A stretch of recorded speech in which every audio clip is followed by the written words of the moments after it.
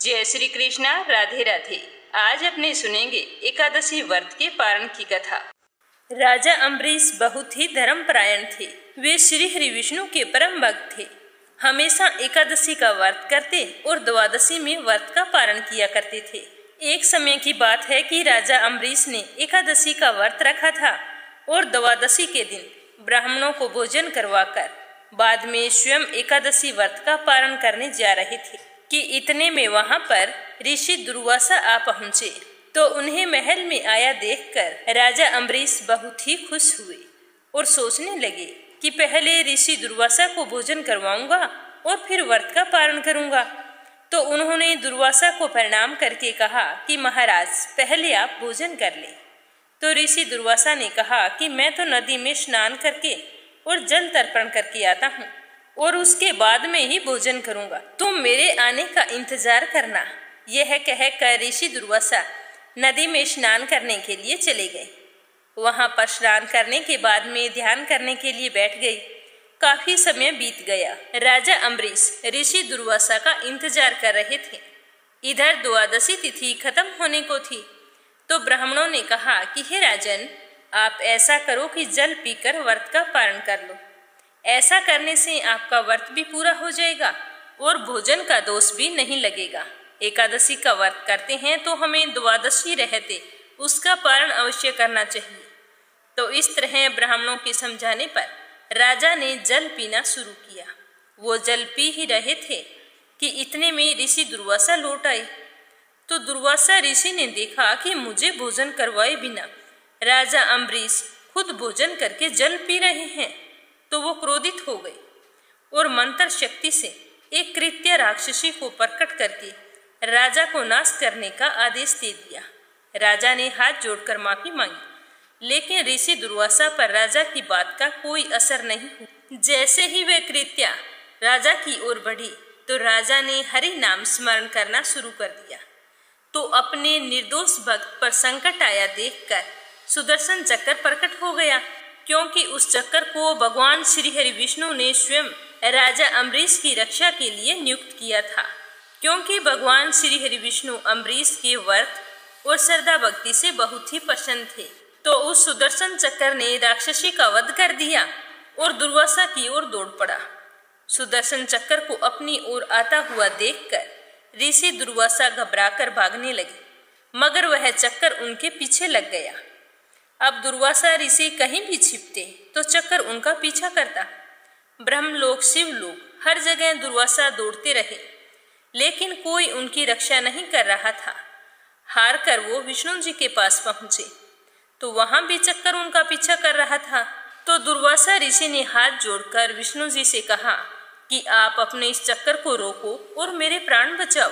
तो ऋषि दुर्वासा की बात सुनकर विष्णु जी कहने लगे कि हे दुर्वासा, तूने अपनी तप और शक्ति श्राप देने में ही नष्ट कर दी। अब तुम सोच कर देखो कि राजा अम्बरीश का क्या अपराध था। यह चक्कर तो मेरे हाथ से निकल चुका है, इसीलिए यह जिसकी रक्षा के लिए तुम्हारे पीछे पीछे घूम रहा है, अब तुम उसी की शरण में जाओगे तो ही तुम्हें सहायता मिलेगी। इस चक्कर को केवल अम्बरीश ही रोक सकते हैं। तो दुर्वासा ऋषि उल्टे पांव राजा अम्बरीश के पास पहुंचे। तो राजा अम्बरीश तो अब तक बिना अन्न ग्रहण किए ऋषि दुर्वासा की प्रतीक्षा कर रहे थे। तो दुर्वासा को आते देखकर राजा ने उन्हें प्रणाम करके कहा कि मुनिवर, मैं अब तक भोजन के लिए आपकी प्रतीक्षा कर रहा हूँ। आप मुझ पर कृपा कीजिए। आप भोजन करें तो मैं भी भोजन ग्रहण करूं। तो दुर्वासा ने अपने हाथ से चक्कर की ओर इशारा करके कहा कि राजन, पहले इससे मेरी रक्षा कीजिए। तो अम्बरीश हाथ जोड़कर बोले कि आप क्रोध शांत करके मुझे क्षमा कर दें, यह चक्कर भी आपको क्षमा कर देगा। तो ऋषि ने अपनी जान बचाने के लिए राजा को क्षमा कर दिया और राजा ने चक्कर को प्रणाम किया। इसके बाद वह सुदर्शन चक्कर वहां से गायब हो गया और ऋषि दुर्वासा के प्राण बच गए। उसके बाद में ऋषि दुर्वासा ने राजा अम्बरीश को खूब आशीर्वाद दिया और पूरे प्रसन्नचित मन से उनके महल में बैठकर भोजन किया। तो ऋषि दुर्वासा को भोजन करवाने के बाद में स्वयं भोजन किया। इस तरह जो भी विष्णु भक्त सच्चे मन से एकादशी का व्रत करता है और उसके सारे नियमों का पालन करता है तो उसकी रक्षा स्वयं श्री हरि विष्णु भगवान करते हैं। यमुना पार के एक गांव में 2 औरतें रहा करती थी। एक का नाम था गंगा और दूसरी का नाम था माया। गंगा और माया दोनों रोज यमुना पार से नाव में बैठकर वृंदावन आती और वहां आकर जगह जगह घूमकर सब्जी बेचा करती थी। गंगा और माया रोज इसी तरह सुबह से शाम तक सब्जियां बेचा करती थी। जब उनकी सारी सब्जी बिक जाती तो वो दोनों यमुना के किनारे बैठ जाती और अपने घर से लाए हुए भोजन को बड़े ही प्रेम पूर्वक खाने लगती। वो अपने घर से भोजन के लिए रोटी और मक्खन लाया करती और यमुना के किनारे पेड़ की छांव में बैठकर बड़े ही प्यार से खाती और फिर नाव में बैठकर यमुना पार अपने गांव चली जाती। वो दोनों वृंदावन के यमुना पार की थी। फिर भी दोनों भगवान श्री कृष्ण को नहीं जानती थी और ना ही ये जानती कि भक्ति क्या होती है। वो तो केवल सब्जी बेचकर गुजारा करना और अपना पेट भरना जानती थी। एक दिन गंगा और माया सब्जी बेचने वृंदावन आई और आज उनकी सब्जी जल्दी बिक गई तो दोनों एक दूसरे से कहने लगी कि बहन, आज तो हमारी सब्जी जल्दी बिक गई है। काफी दिनों से ये पहली बार हुआ है कि इतनी जल्दी हमारी सब्जी बिकी है। तो गंगा कहने लगी कि माया, अब तुम बताओ, अब अपने क्या करेंगे? इतनी जल्दी घर जाकर क्या करेंगी? तो माया कहने लगी कि बहन देखो, सामने मंदिर है, उसमें कथा हो रही है। तो सुनकर गंगा कहने लगी कि बहन, कथा क्या होती है? तो माया कहती है, अरे बहन, यह तो मुझे भी नहीं पता कि कथा क्या होती है, पर सब लोग कहते हैं कि कथा होती है। आज हम कथा सुनने जा रहे हैं, कथा सुनकर आ रहे हैं, तो चलो आज हम भी चलकर सुन लेते हैं कि कथा क्या होती है। तो गंगा और माया दोनों मंदिर में कथा सुनने के लिए चली गई और वहां जाकर भक्तों के बीच में बैठकर कथा सुनने लगी। कथा में गुरुजी बड़े ही प्रेम भाव से भगवान की चर्चा सुना रहे थे कि भक्तों, जिसने भगवान से प्रेम नहीं किया उसका जीवन बेकार है। जिसका प्रेम श्री कृष्ण के चरणों में नहीं हुआ उसका जीवन बेकार है। भगवान को प्राप्त करना ही मनुष्य जीवन का लक्ष्य है। यह मनुष्य जीवन सिर्फ हमें भगवान की प्राप्ति करने के लिए ही मिलता है। पर मनुष्य इन सब बातों को भूल गया है कि इस जगत में आने का क्या उद्देश्य है। सारे मनुष्य संसार में पैसा इकट्ठा करने में लगे हुए हैं। तो इस तरह की बातें सुनकर गंगा और माया दोनों बहुत ही प्रभावित हुई। फिर वो नदी किनारे जाकर एक दूसरे से कहने लगी कि बहन माया, देखो गुरुजी ने आज क्या कहा है कि भगवान श्री कृष्ण के चरणों में अगर प्रेम नहीं हुआ तो यह मनुष्य जीवन बेकार है। फिर माया कहती है कि बहन गंगा, क्या हमारा जीवन बेकार है? तो गंगा कहने लगी कि गुरुजी की बात सुनकर तो ऐसा ही लगता है कि हमारा जीवन बेकार ही चला जाएगा। तो माया कहने लगी कि बहन तुम बता, कभी तूने श्री कृष्ण भगवान को देखा है? तो गंगा कहने लगी कि अरे बहन, मैं तो हर समय तेरे साथ रहती हूँ, मुझे भगवान श्री कृष्ण के दर्शन कैसे होंगे? तो दोनों आपस में चर्चा करते हुए पूछने लगती है कि भगवान ना जाने कहाँ मिलेंगे और हमें भगवान के दर्शन कैसे होंगे। तो वो दोनों इस तरह से चर्चा कर रही थी कि इतने में वहाँ से एक संत गुजर रहे थे।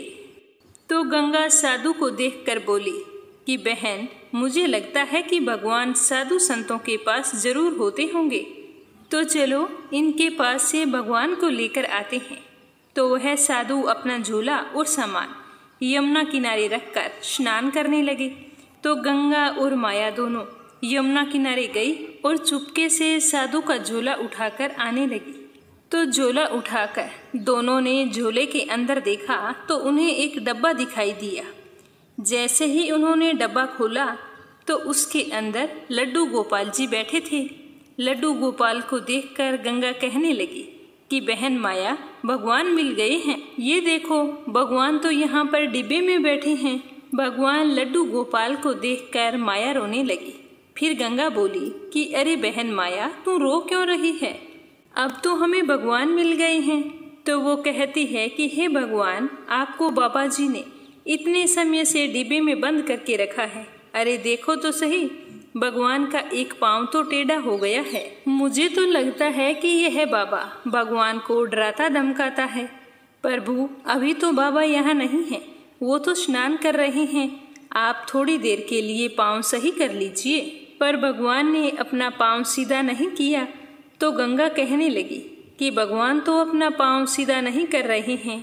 मुझे तो लगता है कि इतने समय में डिब्बे में बंद रहने से इनका पाँव अकड़ गया है। ना जाने इस बाबा ने भगवान को इस डिब्बे में कब से बंद कर रखा है। चलो कोई बात नहीं, अब तुम्हारा पाँव मैं सीधा करूँगी। यह कहकर उन्होंने अपने खाने की पोटली में से मक्खन निकाला और भगवान जी के मालिश करने लगी। तो भगवान ने उन दोनों के इतने प्रेम को देखा तो उनकी श्रद्धा भक्ति पर रिझ गए और अपने भक्त के प्रेम के लिए अपने हाथ और पांव सीधे कर लिए। तो यह देखकर माया बहुत ही खुश हुई और कहने लगी कि देख माया, भगवान ने अपने मालिश करने से अपने हाथ पांव सीधे कर लिए हैं। फिर कहने लगी कि हाथ पांव तो सीधे कर लिए हैं, पर मुझे लगता है कि भगवान को बहुत ही जोरों की भूख लगी है, क्योंकि इस बाबा ने पता नहीं इन्हें कुछ खिलाया भी है या नहीं। चलो हम अपना खाना इन्हें खिला देते हैं। इतना कहकर गंगा और माया अपने भोजन के लिए लाई हुई रोटी और मक्खन का भोग भगवान को लगाने लगी। इतने में वहां पर साधु बाबा स्नान करके आ गई। साधु बाबा को देखकर गंगा और माया वहां से भागने लगी और भागते भागते कुछ दूर जाकर रुक गई और कहने लगी कि अरे ओ बाबा, आपने भगवान को इतना डराया धमकाया और डिब्बे में बंद कर दिया। इतना डराया धमकाया ना करो।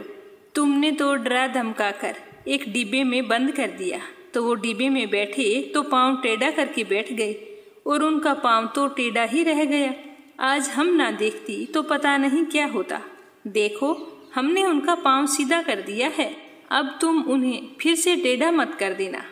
जब साधु ने लड्डू गोपाल को देखा तो लड्डू गोपाल के दोनों हाथ पैर बिल्कुल सीधे थे। तो यह चमत्कार देखकर उन दोनों महिलाओं को रोकने के लिए उनके पीछे भागने लगे और बोले कि रुक जाओ, भागो मत, मैं तुम्हें कुछ नहीं कहूँगा। पर वो दोनों बाबा की बात सुनकर नहीं रुकी। उन्हें डर था कि बाबा हमें पकड़कर कहीं मारे ना, तो वो बाबा की बात बिना सुने ही वहाँ से भाग गई। अगले दिन फिर गंगा और माया सब्जी बेचने के लिए वृंदावन आई तो आज भी उनकी सब्जी जल्दी बिक गई। सब्जी बेचने के बाद में फिर से वो मंदिर में कथा सुनने के लिए चली गई। कथा में गुरुजी भगवान के नाम की महिमा की चर्चा कर रहे थे। उन्होंने कहा कि भक्तों, अगर आप राधे श्याम जपोगे तो भव सागर से पार हो जाओगे।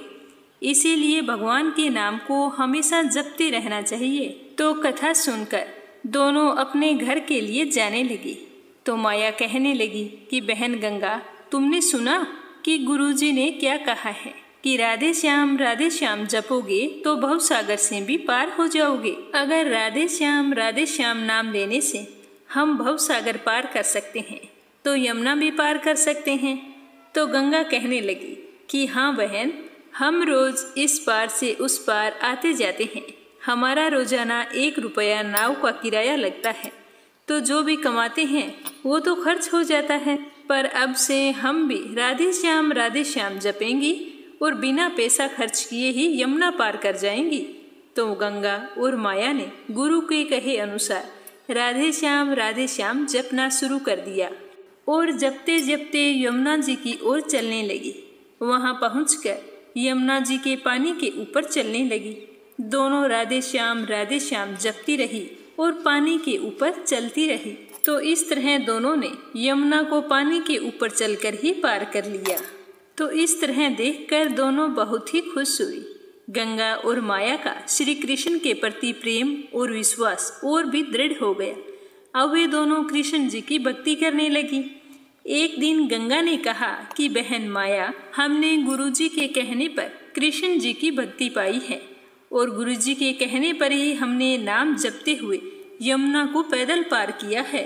ऐसा करने से हमारे बहुत सारे पैसे बच गए हैं। तो क्यों ना बहन, हम गुरुजी को घर बुलाएं और उन्हें अच्छा सा भोजन करवाएं। तो माया कहने लगी कि ठीक है, तुम जाकर गुरुजी को ले आओ और मैं यहाँ पर भोजन तैयार करती हूँ।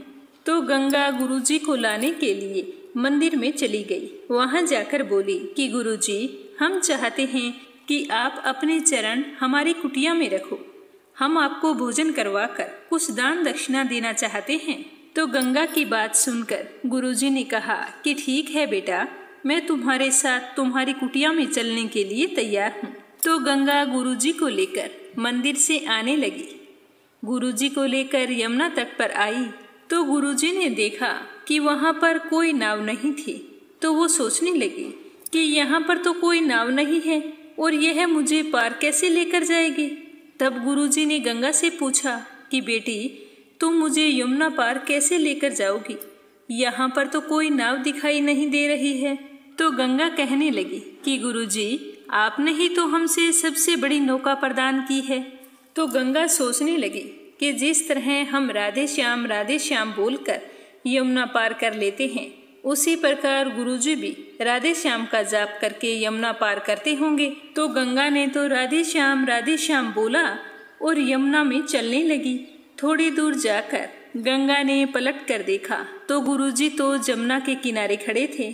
तो देखकर वो कहने लगी कि गुरुजी, आप किनारे पर क्यों खड़े हो? तो गुरुजी ने सोचा कि जहाँ वो चल रही है शायद वहाँ पानी कम हो, इसीलिए वो पानी में से जा रही है। मैं भी इसी तरफ से चला जाता हूँ। तो जैसे ही गुरुजी ने आगे पानी में पांव बढ़ाया तो उनकी कमर तक पानी आ गया। पानी में डूबने लगे। तो गुरुजी कहने लगे कि यहाँ तो पानी बहुत गहरा है और यह पानी में पता नहीं कैसे चल रही है। यह तो कोई आम महिला नहीं है, मुझे तो ये कोई चुड़ैल लगती है जो पानी में चल रही है। गुरुजी को पानी में डूबा हुआ देखकर गंगा घबरा गई और गुरुजी को लेने के लिए वापस आने लगी। गुरुजी के पास आकर उनका हाथ पकड़कर राधे श्याम जपती रही और पकड़कर ले जाने लगी। तो गुरुजी डर के मारे कहते हैं कि अरे मुझे छोड़, मुझे क्यों लेके जा रही हो? तुम मुझे मारना क्यों चाहती हो? मैंने तुम्हारा क्या बिगाड़ा है? लेकिन गंगा ने गुरुजी की बात का कोई जवाब नहीं दिया। वह तो हाथ पकड़कर गुरुजी को थामे जा रही थी और राधे श्याम जप रही थी। तो गुरुजी कहने लगे कि हे भगवान, ये तो मुझे लगता है कि यमुना के बीच में ले जाकर मुझे मारेगी। तो इतने में गंगा गुरुजी को लेकर यमुना पार हो गई और फिर कहने लगी कि गुरुजी, हम यमुना पार आ गए हैं। पर गुरुजी तो डर के मारे कांप रहे थे। फिर गंगा बोली कि गुरुजी, क्या बात है, आप मुझसे इतना डर क्यों रहे हैं? तो गुरुजी कहने लगे कि तुम मुझे मारना क्यों चाहती हो? मैंने तुम्हारा क्या बिगाड़ा है?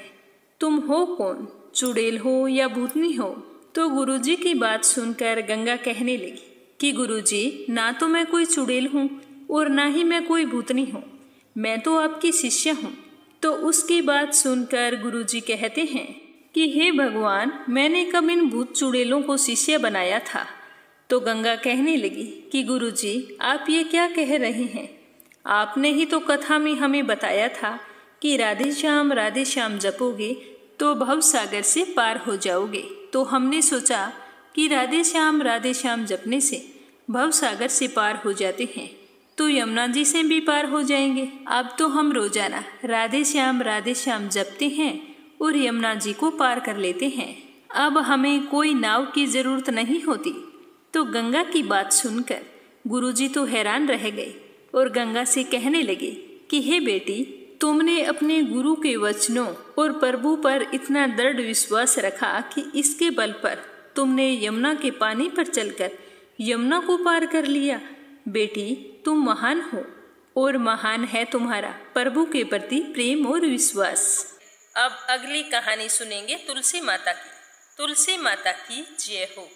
एक बुढ़िया थी, वह नित्य नियम से तुलसी माता की पूजा करती थी। उसके एक पोती थी, तो वह अपनी दादी को नित्य नियम से तुलसी माता की पूजा करते हुए देखकर वो भी नियम से तुलसी माँ की पूजा करने लगी। अब वह रोजाना सुबह जल्दी उठती, स्नान करने के बाद में सबसे पहले तुलसी माता को जल अर्पित करती, उसी के बाद कुछ खाना पीना करती थी। धीरे धीरे उसका यह नियम बन गया कि वो तुलसी की पूजा किए बिना कुछ भी नहीं खाती पीती थी। इस तरह समय बीतता गया। समय के साथ वो कन्या बड़ी हो गई जब वो कन्या शादी लायक हुई तो उसके माता पिता ने एक अच्छे से घर में उसकी शादी करवा दी। शादी के बाद जैसे ही वो ससुराल के लिए विदा होने लगी तो उसकी दादी माँ ने उसे एक तुलसी का गमला दिया और कहा कि बेटा, नियम से इसकी पूजा ससुराल में भी करना, इससे तुम्हारे घर में सुख सौभाग्य की वृद्धि होगी। तो वह बड़ी ही खुशी से अपनी दादी माँ से उस गमले को लेकर ससुराल चली गई और रोजाना सुबह जल्दी उठती और फिर स्नान करके तुलसी माता की पूजा करती। उसी के बाद में चाय पीती। ससुराल में उसके 2 जेठानियां थी। वो उसे इस तरह पूजा पाठ करते देखती तो ईर्ष्यावश उसका मजाक उड़ाती थी। कहती कि बड़ी आई नियम धर्म वाली, सारे शास्त्र तू ही जानती है। सुबह का काम काज ना करना पड़े इसीलिए बहाना बनाकर तुलसी की पूजा करने के लिए बैठ जाती है। ऐसा करते करते एक दिन दोनों जेठानियों ने कहा कि क्यों न आज हम इसका गमला छुपा देते हैं, देखते हैं कि ये पूजा कैसे करेगी। तो उन्होंने ले जाकर एक जगह तुलसी का गमला छुपा दिया। वह कन्या स्नान करके इधर उधर गमला ढूंढती रही। काफी देर बाद ढूंढने पर उसे गमला मिला तो उसने पूजा की और उसके बाद में ही भोजन किया। अब उन दोनों जेठानियों का तो रोजाना नियम बन गया। वो उसकी तुलसी के गमले को उठाती और कहीं न कहीं ले जाकर छुपा देती, लेकिन उसने अपनी जेठानियों को कुछ भी नहीं कहा। वह अपनी श्रद्धा से इधर उधर ढूंढकर जब भी उसे गमला मिलता तो उसमें जल सींचकर उसी के बाद खाना खाती। तो एक दिन उसकी जेठानी ने गमले को वहां से उठाया और दूर जाकर जंगल में फेंक आई। तो उस दिन उस कन्या ने स्नान करके गमले को खूब ढूंढा पर उसे गमला नहीं मिला। वह तो बहुत ही परेशान हो गई और दुखी होकर अपने कमरे में बैठ गई और उसने खाना भी नहीं खाया क्योंकि उसका नियम था वो पूरा नहीं हुआ। तो उसे इस तरह से परेशान देखकर तुलसी माता उसकी सच्ची भक्ति से बहुत ही प्रसन्न हुई। तुलसी माँ के आशीर्वाद से उसके कमरे में तुलसी माँ का गमला प्रकट हो गया। अगले दिन जब वह सुबह उठी तो देखती है कि उसके खाट के चारों कोनों पर तुलसी माता का गमला है। तो यह देखकर वो तो बहुत ही प्रसन्न हुई और कहने लगी कि अब मेरी तुलसी माता को कोई नहीं चुरा सकेगा।